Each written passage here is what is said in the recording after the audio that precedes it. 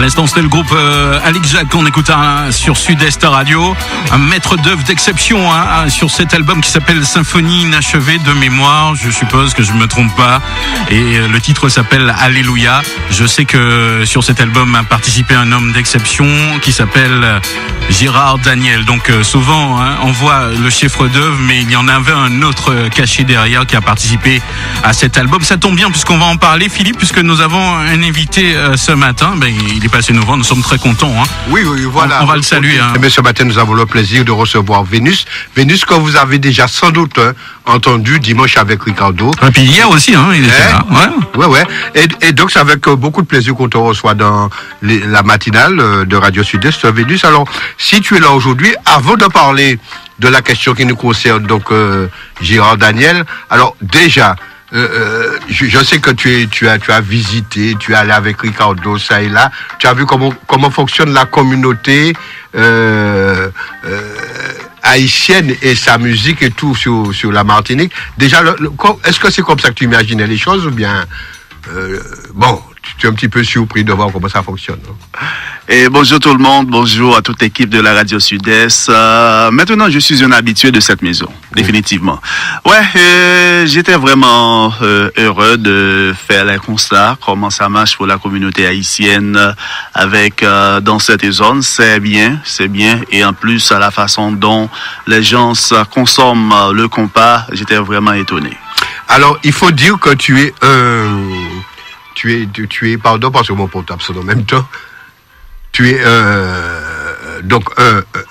quelqu'un d'origine, disons, haïtienne, qui vit aux États-Unis. Ouais. Donc, tu es effectivement un animateur de radio en Haïti, Radio Fusion, plus précisément. Ouais. Alors, voilà. Alors, si aujourd'hui on t'a invité à discuter un petit peu avec nous, c'est par rapport à un événement. Un événement, c'est la mort de Gérard Daniel.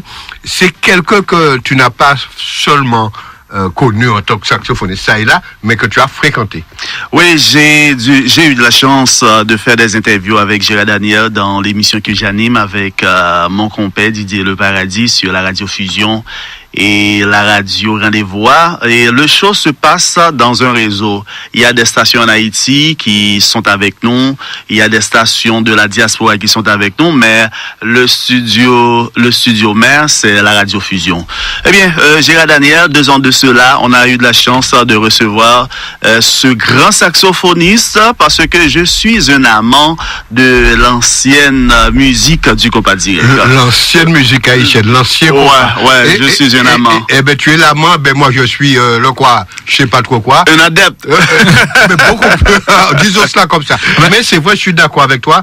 L'ancienne musique, ça avait quelque chose de profond. Et l'âge que j'ai, des fois, certaines personnes ont des problèmes. Pour dire, mais tu es vraiment jeune, comment tu te fais pour faire des interviews comme ça avec des anciens musiciens? Et ce sont des interviews de niveau. Et j'ai bien dit, j'ai eu de la chance de parler avec les anciens. J'ai côtoyé beaucoup les anciens musiciens parce que mon papa, il était responsable culturel à la mairie du Cap Haïtien. Et presque tous les grands maestros se défilent chez moi, mais en tant que curieux, je suis toujours là pour regarder, pour entendre parler. C'était toujours bien pour moi. Mais pour le cas de Gérard Daniel, c'est quelqu'un qui est vraiment côtoyé, mais discret à la fois, parce que nous avons pas mal d'interviews pour Gérard, spécialement si ceux qui sont à l'écoute aller sur l'application YouTube, tapez Gérard Daniel, vous n'allez pas avoir beaucoup d'interviews, seulement l'interview que j'ai réalisée avec Gérard Daniel que vous aurez à voir sur l'application YouTube. Après ça, ce sont ces musiques qui sont en rotation sur l'application de YouTube.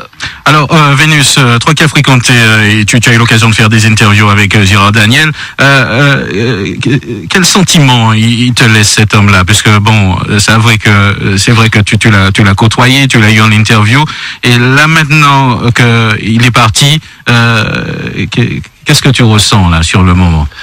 Hier, c'était comme une douche froide dans une température à moins que 2 degrés. et douche froide dans une température de 2 degrés. C'était pareil pour Ricardo aussi. Nous étions dans le studio. Ça a même cassé le tempo du show. Yeah. Mais on a dû reprendre dans notre poil d'animateur pour continuer avec le show. Mais laissez-moi présenter Gérard Daniel. Gérard Daniel, c'est quelqu'un qui a vu le jour un 26 juillet 1956, très jeune. Il était doué pour la musique. Il jouait du clarinette avant, mais après, pendant qu'il était au lycée, parce que dans les lycées Toussaint, les lycées Pétion, la majorité des grands saxophonistes, des grands trompettistes, ils étaient tous là dans ces lycées-là. Et avec Jérôme Damas, c'est l'ancien maestro de la Colada de New York. Et c'est Jean-Robert Damas qui va lui introduire dans le saxophone, parce que tous les matins, avant la rentrée des classes, il faut monter notre bicolore national bleu et rouge. Eh bien, un matin, il avait demandé à Jean-Robert, est-ce que je peux utiliser ton saxophone pour siffler? Jean-Robert Damas dit, petit ou sûr, on va faire ça. C'est monsieur qui a raconté ça au studio. Et puis, c'est là qu'on a démarré avec la grande page d'histoire de Gérard Daniel au saxophone. Alors, est-ce que, on a des anecdotes? Ça veut dire que, bon, je sais que tu as eu l'occasion de voir plein de concerts, mais souvent, ni des concerts, ni des shows, des lives qui arrêtaient en tir, des moments particuliers. En termes d'anecdotes, c'est pour un petit genre bizarre, c'est ce que je vais dire. Et dans les dernières années de Gérard Daniel, il était un petit peu alcoolique.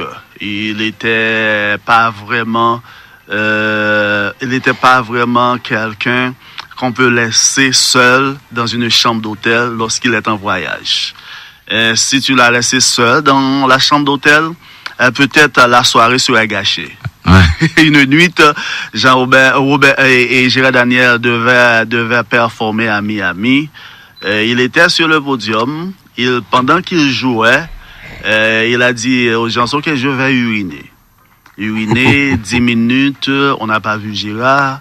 15 minutes, on n'a pas vu Gérard. Aller vérifier dans la toilette, Gérard n'était pas là. Eh bien, il y avait un ami dans la salle qui dit, pas occupé nous, on qui côté Gérard, on va chercher. Eh bien, il prend voiture lui. Il est allé dans une zone qu'on vendait de la drogue. Il a trouvé Gérard Bounou et retourné dans la salle. Gérard remontait sur le podium après 15 minutes. Il est tombé. Il est tombé et puis le programme a gâté. Et mais moi profité pendant là parce qu'on le connaissait pas personnellement. Alors est-ce que c'est quelqu'un il avait une famille, il était ni Tiomai, est-ce qu'il était ni jusqu'à jeu musique? Moi ça sonne les informations. Gérard a laissé Haïti dans les années 74 dans la 3e génération de d'Eschle. D'accord. Comment il a fait son intégration dans le groupe Schle, et il nous avait raconté, c'était un week-end. Schle devait jouer dans un club situé dans la zone de Rond-Point de la capitale. Pour ceux qui sont de la capitale haïtienne le savent bien. Et Gérard était là, très très jeune, à l'âge de 14 ou 15 ans, c'est ce qu'il m'avait dit. Eh bien, le saxophoniste Lobert Chancy, il avait un problème. Eh bien, on l'a dû l'emmener du côté vers le maestro qui répond au nom de Dada Jackamon. On l'a dû introduire pour cette soirée et là, tout le monde était vraiment vraiment satisfait de la prestation de Gérard. Eh bien, quelques mois après, Lobert a dû laisser Haïti pour retrouver la première génération des Schle aux États-Unis qui vont former le groupe Skacha No. 1. Eh bien, c'était là qu'il a eu de la chance de démarrer avec Schle. Arrivé aux États-Unis, il y en a certains musiciens qui vont rester. Mais Gérard, il était vraiment chanceux. Ses parents, ils sont déjà aux États-Unis. Il avait une maison d'accueil. Eh bien, il a resté. Eh bien, il a démarré avec la musique pour former le groupe Dietex. Eh bien, Gérard avait une famille, mais dans les derniers jours de Gérard, par son comportement, s'est trouvé seul. Musicien encore, parce que des fois on dit les musiciens ce sont des coureurs de jus, des Don Juan. Même pour les animateurs, pas moi, hein. Pas nous non plus.